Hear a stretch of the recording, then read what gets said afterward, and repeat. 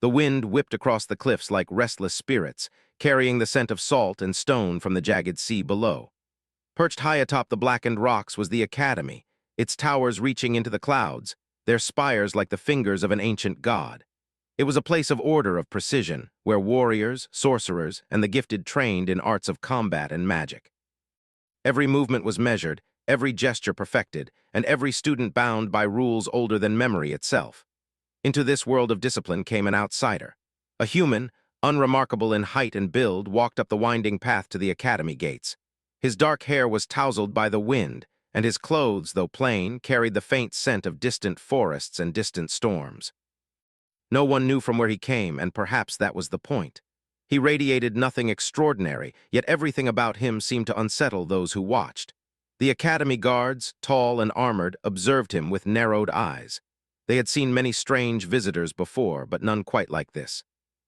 He carried no weapon, but walked with the confidence of someone who had faced dangers beyond imagination. Inside the grand hall, banners of crimson and gold hung from the ceilings, and chandeliers of crystal reflected the morning sun in dazzling patterns across polished stone floors. Students in long training robes moved in careful formation, practicing sword strikes, spells, and maneuvers under the watchful eyes of their masters. Here, even the air seemed heavy with expectation. The human paused at the edge of the hall. His eyes swept over the students, noting the fluidity of their movements, the pride in their stance, and the invisible chains of tradition that bound them. A faint smile curved his lips. He did not belong here, yet somehow he felt at home. It was then that the prodigy entered the room. Tall, elegant, with hair like silver moonlight, they moved with a grace that made every other student seem clumsy by comparison. Their eyes, sharp and cold, scanned the hall with the precision of a hawk. Whispers followed them, the academy's finest. Untouchable. Perfect. Today's focus was on knives, a discipline of speed, precision, and flawless technique. Students lined up, every grip measured, every stance corrected. The prodigy stepped forward to demonstrate the proper grip, a posture perfected over years of training. Their hands were steady, movements elegant, and their eyes unwavering. The human watched silently, tilting his head, studying the form as if reading a language written in muscle and bone. Then, without warning, he stepped forward. The human took a knife from the rack, and in a single fluid motion, he flipped it in his hand, holding it in a way that no teacher had ever approved. His stance was unconventional, unrefined, yet his strike sliced through the practiced target with flawless accuracy. A gasp echoed through the hall. Students froze, some in shock, others in outrage. The prodigy's eyes widened for the briefest instant, then narrowed in disbelief. "You're holding it backwards," they said, their voice sharp, tinged with irritation. "I'm holding it the way it works," the human replied calmly, his eyes meeting theirs with steady confidence. "It's not about tradition, it's about results. It is the path to mastery." The master overseeing the lesson cleared his throat, a sound like rolling thunder in the hall.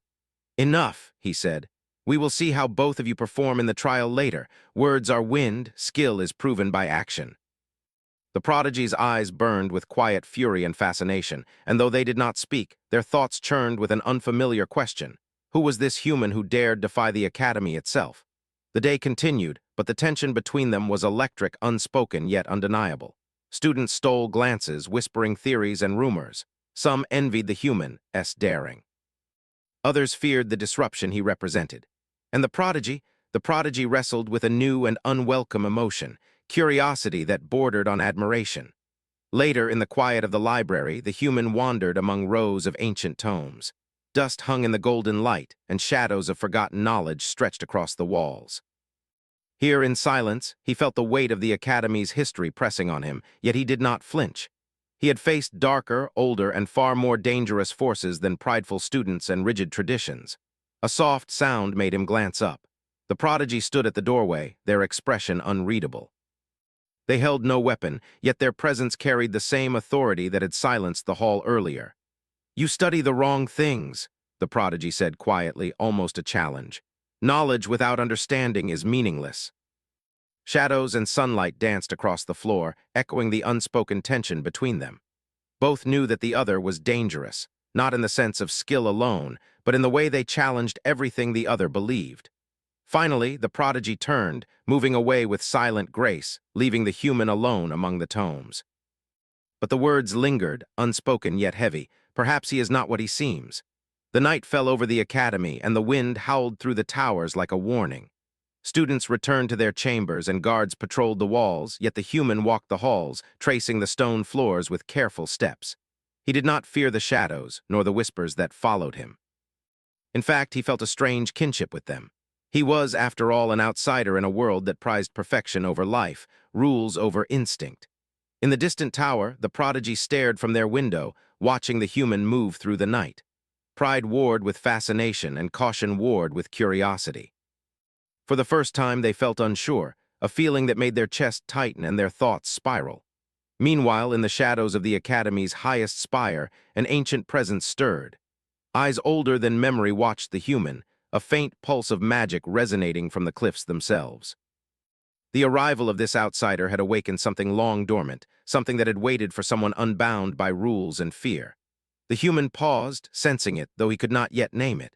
There was power here, yes, but also danger, and he had learned long ago that power rarely came without cost. Still, he did not flinch. He would face it as he faced everything, head held high, heart steady, and knife ready in hand. The academy, silent and watchful under the moon, seemed to hold its breath. For the first time in decades, the balance of tradition and rebellion had been broken, and a spark had been lit that would not easily be extinguished. Somewhere deep within, the prodigy knew it too. And though they did not yet understand why, they also knew that this human, reckless, unconventional, and strangely alive, would change everything. And so, as night deepened and shadows whispered across the halls, two destinies had begun to entwine, one forged in tradition, the other in instinct, both on the brink of a journey that would test courage, loyalty, and the very nature of the heart itself. The next morning, mist curled around the towers of the academy like ghostly fingers. The cliffs were slick with dew, and the sea below roared in deep, endless rhythm. Inside, the halls were quiet, yet the tension from the previous day lingered like a stubborn shadow. Every student who had witnessed the human's unconventional knife grip moved a little differently, a little less certain, and a little more aware of the outsider who dared challenge the academy's perfection. The prodigy trained early, as always, their silver hair catching the pale light of dawn. Their movements were flawless, precise. Yet today there was a subtle sharpness, a strain in the way their shoulders tensed and their jaw clenched. The memory of the human's effortless strike gnawed at them. They had been taught since childhood that no one could surpass them in skill, that no one could challenge their understanding of form, technique, and tradition. And yet, this human had done exactly that. In the central training yard, the human waited, leaning casually against the stone railing. His presence was calm, almost indifferent, yet there was a quiet intensity in the way his eyes scanned the practicing students. He had not come to impress or to rebel. He simply moved as he always had, by instinct, by reason, and by necessity. The prodigy approached, their steps measured, silent like a shadow. The human glanced up but did not move from his place. A wind stirred between them, carrying a faint chill that neither of them acknowledged. "You came early," the prodigy said, their voice steady but carrying an undercurrent of challenge. "I prefer to watch first," the human replied simply. "Understand before action, it saves mistakes." It was not arrogance, it was something deeper, something unspoken. And it was growing in them an uncomfortable awareness. This person was unlike any they had ever known. Their first practice duel began quietly. The students formed a circle around them, murmuring under their breath. The prodigy drew their knife with a smooth flick of the wrist, eyes focused and sharp. The human mirrored them, knife in hand, stance relaxed yet ready. The first exchange of strikes was cautious, measured. The prodigy's movements were precise, elegant, and powerful. The humans were unpredictable, fluid, and instinctive. Every time the prodigy pressed forward, the human found a gap, a small opening, and countered with an accuracy that was almost unsettling. "You don't follow the rules," the prodigy said mid-strike, their voice taut with both irritation and disbelief. "I follow what works," the human replied. "Rules are only useful if they help you survive, not trap you." And yet there was a part of them that wanted to understand, to see where this human had learned such skill and confidence. A sudden sound echoed from the shadows of the training yard, a scraping, metallic, and unnatural. Both paused, knives raised, instinct sharpening their senses. From the corner of the yard, a ghostly shimmer appeared, a figure tall and twisted with a cloak of shadow that seemed to move like living smoke. The students froze in fear. Some stumbled backward, eyes wide. The prodigy's heart raced, a mix of terror and determination. The human stepped forward. "Stay back," he said, his voice calm but firm. "It's not what it seems." With a sudden, fluid motion, he moved in close, flipping his knife with a strike that cut through the shadow as if it were air. Light burst from the wound, dispersing the dark form into fragments that faded like mist in sunlight. The prodigy stared in shock. How? Some were awed, some were fearful. The prodigy's jaw tightened. Their pride bristled, but beneath it a reluctant admiration stirred. This human, reckless, unpredictable, yet utterly effective, was something they could not ignore. As the day wore on, rumors of the encounter spread through the academy. Students whispered of ghosts and shadows, but the sharpest eyes followed the human and the prodigy. There was tension, yes, but also an unspoken bond forming between them, a connection forged in danger, instinct, and silent understanding. Later, in the quiet corridors of the academy, the human wandered. His footsteps echoed on the stone floors as he traced the halls, sensing the pulse of something ancient. The academy was more than walls and towers. It was alive, infused with the magic of generations, with secrets buried deep in its foundations. From a shadowed corner, the prodigy watched him. They did not step forward, did not call out. They simply observed, their mind turning over 1,000 thoughts at once. Pride and curiosity warred within them, fear and fascination intertwined. And somewhere deep down, they realized they were no longer in control of this growing obsession. Night fell and the academy changed.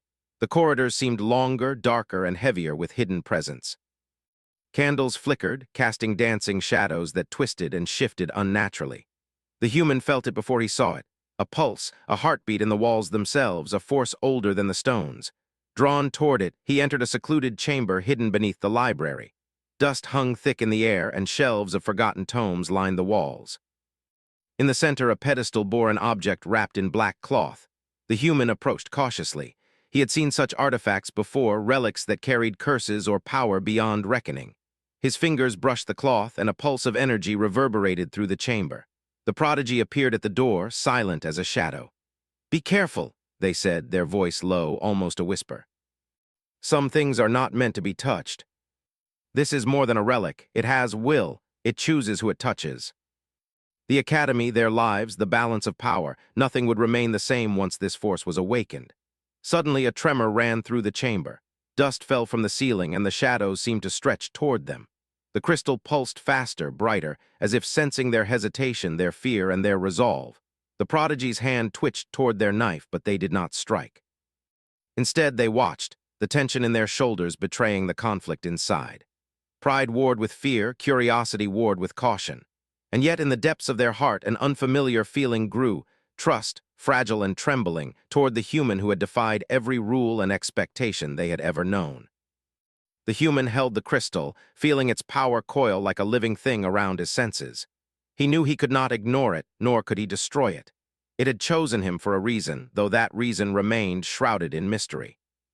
And as the shadows of the chamber writhed around them, he felt a strange certainty. The coming days would test them all, and the prodigy beside him would either become an ally or a rival in the trials to come. The night deepened. Outside, the wind howled along the cliffs, carrying the sound of the restless sea.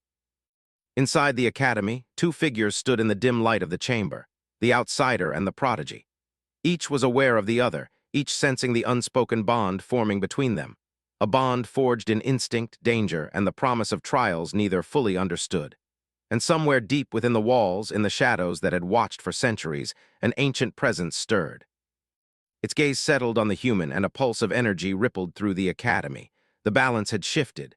Neither the human nor the prodigy spoke, yet both felt it. Their lives were no longer their own. The coming storm would test courage, skill, and the strength of the heart itself.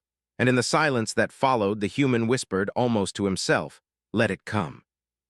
We will face it together, or fall trying." But in the hearts of two souls, a spark had been lit, one that would burn through fear, tradition, and the walls of the past. And somewhere in the pulse of the ancient crystal, something smiled. The morning sun rose over the cliffs like a pale gold crown, spilling light into the academy's towers.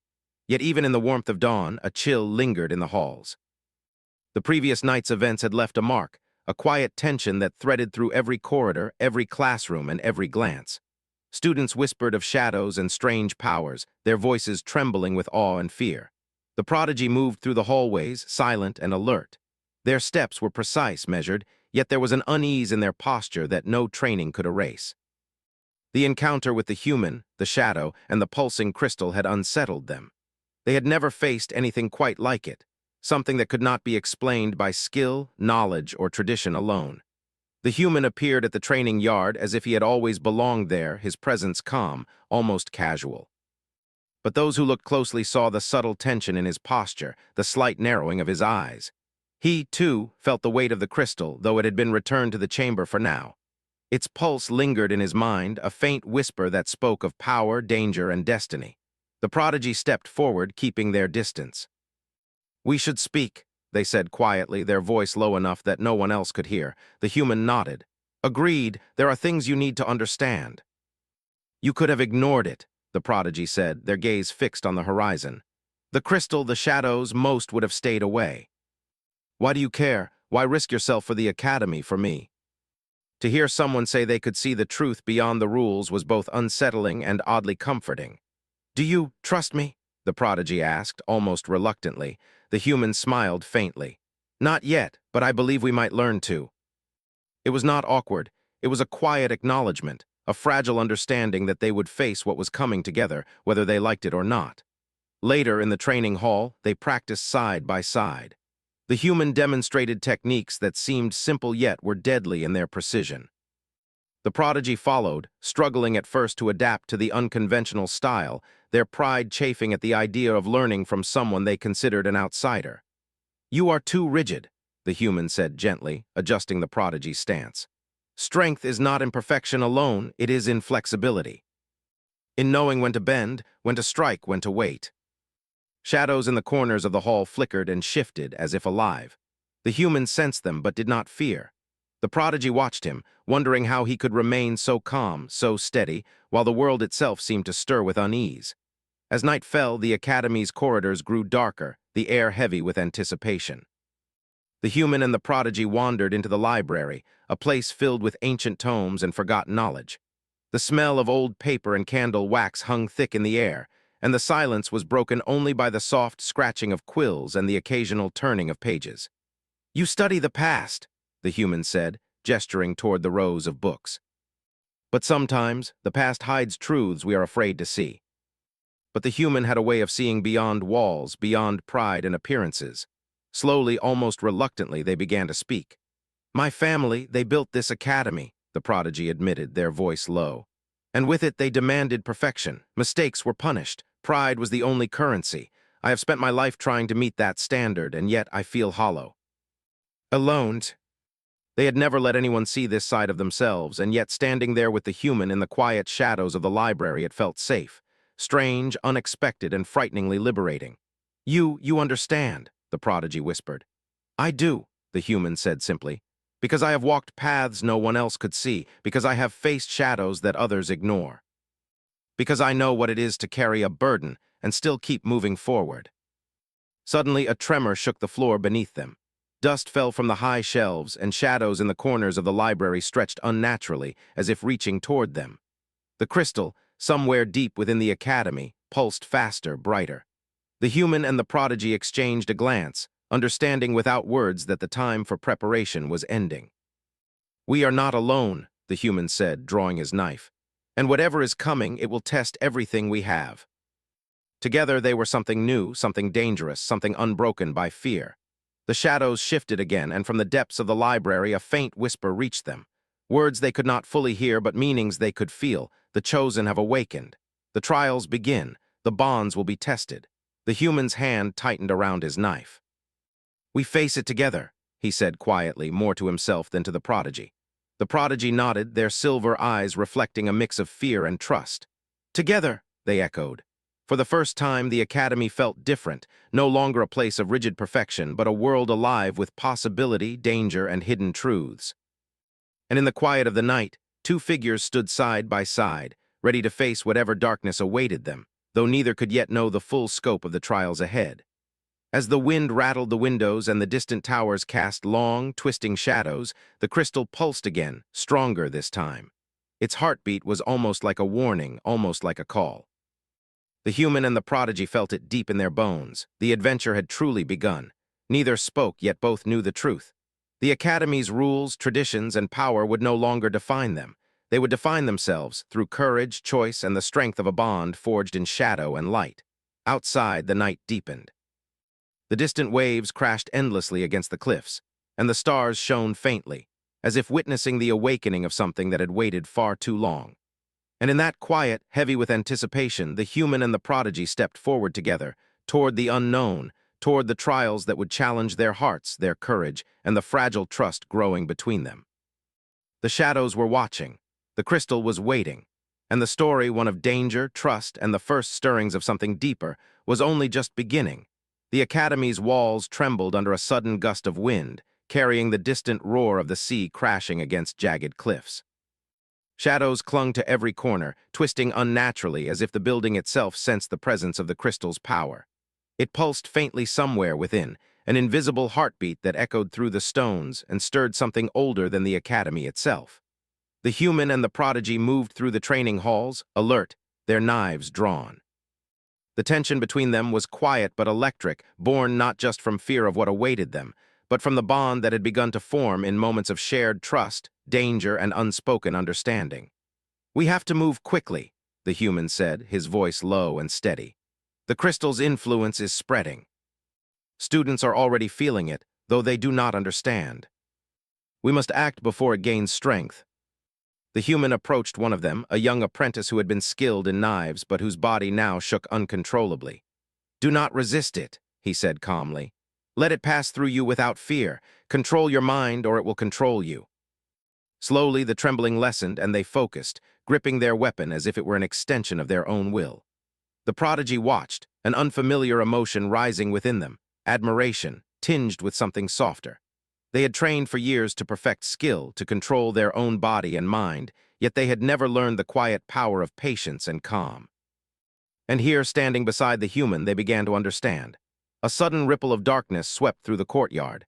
Shadows stretched, merging into shapes that moved with intent. They were not students, not teachers, but something else, creatures formed from the very essence of fear and doubt. They slithered across the ground, coiling like living smoke, their forms shifting with every heartbeat. "Defensive positions," the prodigy commanded, their voice firm, cutting through the panic of the crowd. The human moved beside them, his movements fluid and precise. Together, they guided the students into formation, demonstrating techniques that balanced instinct with strategy. Knives flashed in the early light, striking at the shadow creatures, dispersing them with careful, controlled blows. Yet the darkness was persistent. For every shadow they destroyed, two more emerged, feeding on the fear that lingered in the courtyard. The human's eyes narrowed. "We need to find the source," he said. "The crystal is calling to them, and the shadows obey its pulse." "Then we go to it," the prodigy said, determination hardening their voice. "We face it together." Shadows whispered from the walls, curling like smoke, and the pulse of the crystal grew stronger, more urgent. At last, they reached the chamber. The door, carved from ancient stone, bore runes that shimmered faintly in the dim light. The human pushed it open, and a wave of energy rolled out to greet them, warm and cold at the same time, a heartbeat that resonated through their very bones. The crystal sat on its pedestal, dark and radiant, pulsing like a living thing. Shadows coiled around it, and the air hummed with power. The human stepped forward, knives ready, and the prodigy followed. Together they moved as one, their steps synchronized, their instincts intertwined. The shadows surged. They attacked not with force alone, but with illusion, showing fears, regrets, and memories meant to destabilize them. The prodigy saw visions of failure, of past mistakes magnified and twisted. The human's eyes flickered as he saw the weight of loss and solitude in the shadows. "Focus!" the human shouted. "Do not let it see you falter." Suddenly the crystal flared. Light shot out in a blinding arc, and both the human and prodigy were thrown back, landing hard against the stone floor. Dust and debris filled the air, and for a moment everything was chaos. The prodigy struggled to rise, pain and fear coiling in their chest. "Are you okay?" they shouted, scanning for the human. He was on his feet, though his shoulder had taken a hit.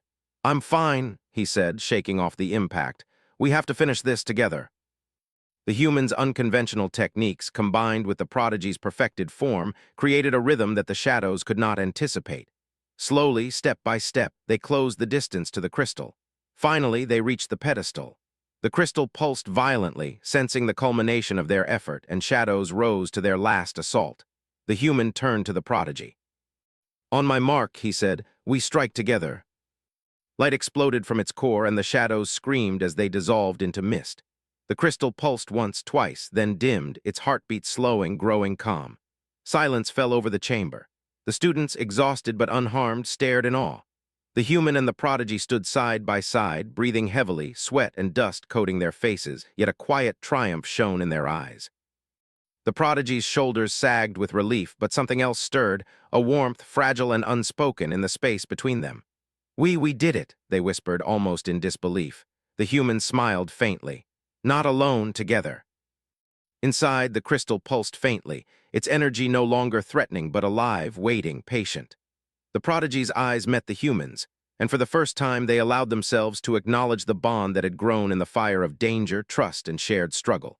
It was not friendship, not rivalry, but something new, something fragile, powerful, and dangerous in its own way. The students began to stir, murmuring among themselves, but the human and prodigy remained still, sharing a quiet understanding. They had faced fear, darkness, and the unknown, and survived. But both knew the trials were far from over. The crystal's pulse, though calmer, still resonated in the chamber. It was a heartbeat, a warning, and a promise. And somewhere deep in the shadows of the academy, unseen eyes watched them, measuring, waiting, testing. The human turned to the prodigy. "We have learned much today," he said, his voice calm but resolute. "But there is more ahead. This was only the beginning." "Then we face it together," they said, voice steady, echoing the promise made hours ago. And so, as the sun dipped behind the cliffs and the academy settled into a quiet night, two figures walked side by side, ready for whatever trials the crystal, the shadows, or the world itself would send their way. Somewhere in the dark corners of the academy, whispers rose again.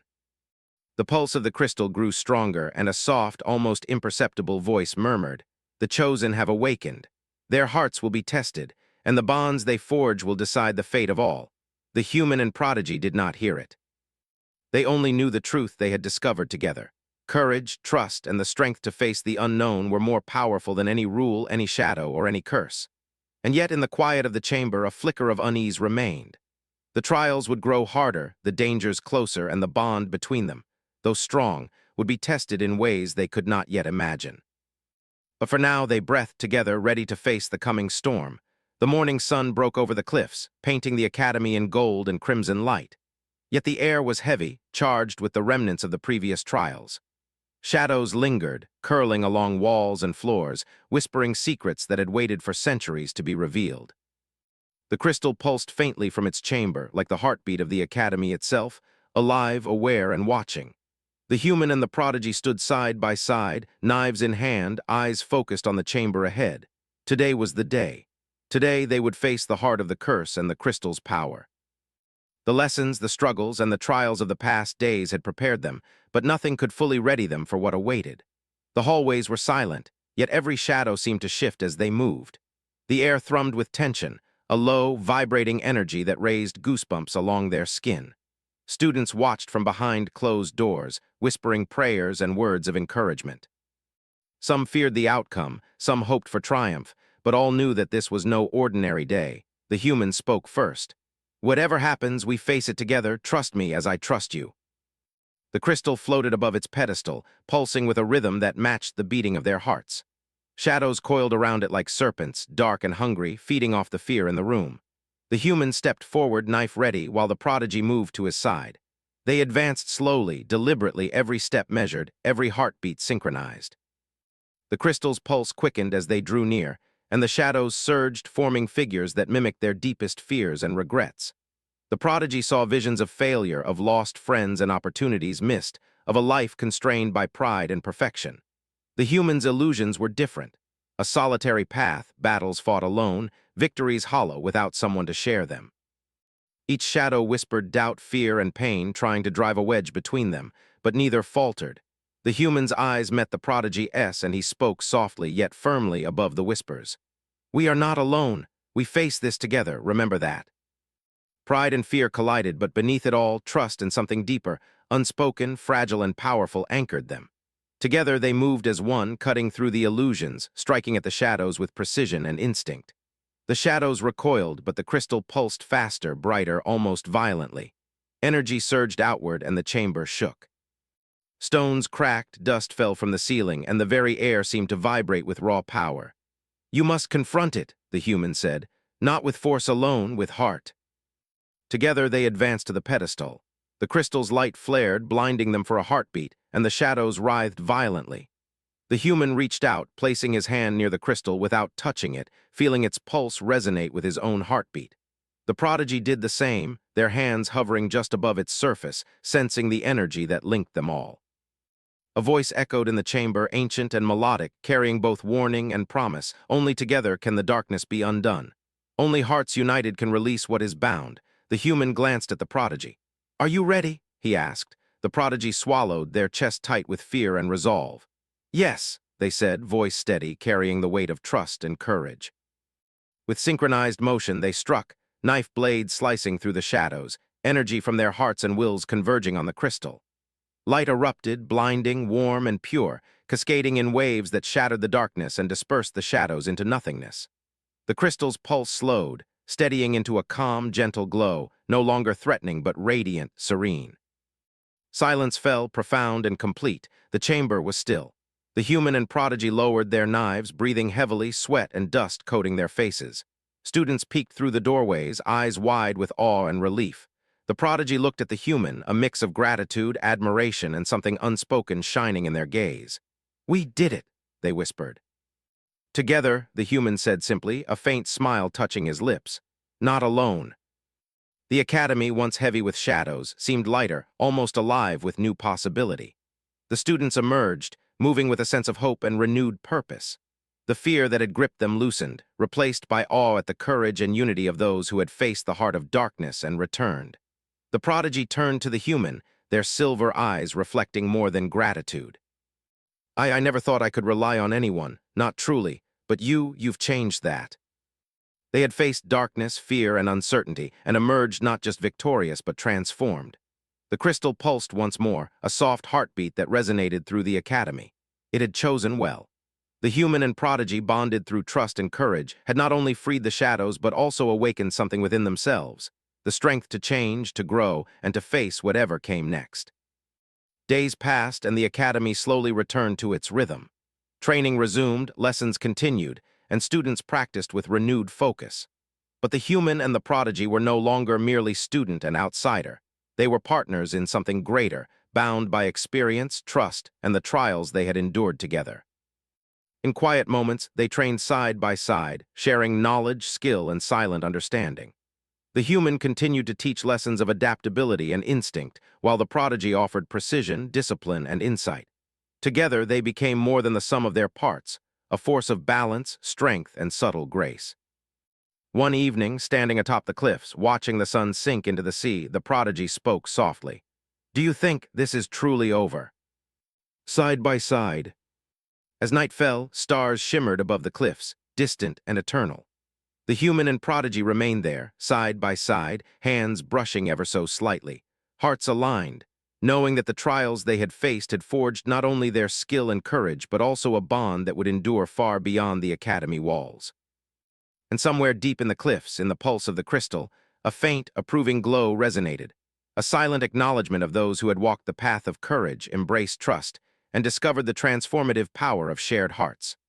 The world beyond the academy awaited, full of unknown dangers, unseen challenges, and mysteries yet to unfold. But for now, the human and the prodigy stood together, ready, unafraid, and changed. The trials had ended, but their journey of courage, trust, and the quiet awakening of hearts was only just beginning. And in that quiet, golden light of dawn, two souls, once uncertain, now steadfast, took their first steps into a future forged by shadow, light, and the unbreakable bond they had created together.